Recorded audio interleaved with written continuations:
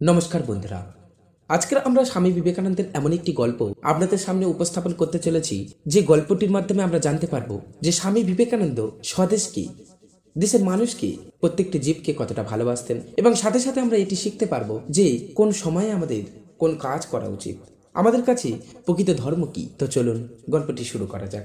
স্বামী বিবেকানন্দের সঙ্গে বহু মানুষ বহু সময় দেখা করতে আসতেন।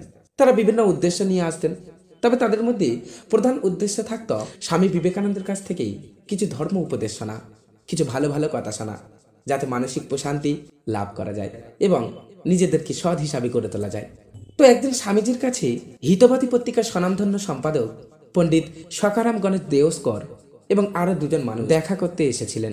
সেই দুইজন মানুষের মধ্যে একজন ছিলেন পাঞ্জাবি, আর যে সময়ে তারা দেখা করতে এসেছিলেন স্বামীজির সঙ্গে, সেই সময় পাঞ্জাবে তীব্র খাদ্য সংকট চলছিল। তো দেখা করতে আসা সেই মানুষজনদের মধ্যে একজন পাঞ্জাবি রয়েছেন শুনে স্বামী বিবেকানন্দ ওই পাঞ্জাবি লোকটির সঙ্গে ওই পাঞ্জাব প্রদেশের অন্য সমস্যা এবং অন্যান্য নানা সমস্যার কথা নিয়ে আলাপ আলোচনা শুরু করে দিলেন। অন্য কোনো বিষয়ে আর গেলেন না।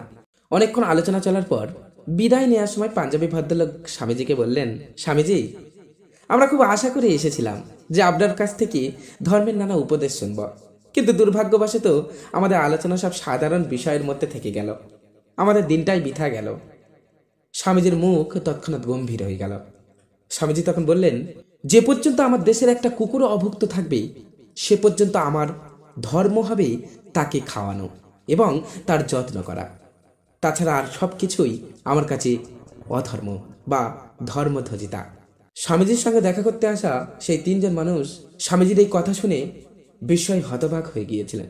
এরপর স্বামীজি যখন দেহত্যাগ করলেন, দেহত্যাগের পর হিতবাদী পত্রিকার ওই স্বনামধন্য সম্পাদক অর্থাৎ পণ্ডিত সখারাম গণেশ একবার বলেছিলেন, স্বামীজির এই কথাগুলো তার অন্তরে চিরকাল জ্বলন্ত অক্ষরে মুদ্রিত হয়ে গিয়েছিল।